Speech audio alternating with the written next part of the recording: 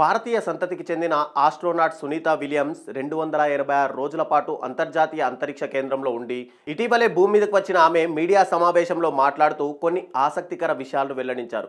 అంతరిక్షం నుంచి ఇండియా ఎలా కనిపించిందో చెప్పిందామె. ఉత్తర భారతంలోని హిమాలయాలు అద్భుతంగా ఉన్నట్లు సునీత పేర్కొంది.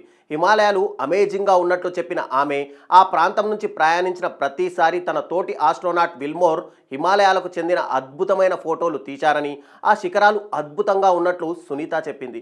భారతీయ ల్యాండ్స్కేప్ గురించి ఇంకా ఎన్నో విషయాలను సునీత వెల్లడించింది. పశ్చిమ తీరంలో ఉన్న మత్స్యకారుల బోట్ల గురించి కూడా ఆమె కామెంట్ చేసింది. తూర్పు నుండి పశ్చిమ దిశగా వెళ్తున్న సమయంలో గుజరాత్, ముంబై తీర ప్రాంతంలో ఫిషింగ్ బోట్లు ఆకర్షణీయంగా ఉన్నట్లు, రాత్రివేళ అంతరిక్ష కేంద్రం నుంచి ఇండియాను గమనిస్తే అనేక పట్టణాల్లో వెలుగుతున్న లైట్లు ఆ నగరాలకు శోభనిచ్చాయన్నారు. సునీత విలియమ్స్ తండ్రి గుజరాతీ, భారతీయ మూలాలున్న ఆమె ఇండియాలో పర్యటించనున్నట్లు చెప్పారు. అంతరిక్ష పరిశోధనల గురించి భారతీయులతో ముచ్చటిస్తానని కూడా వెల్లడించారు.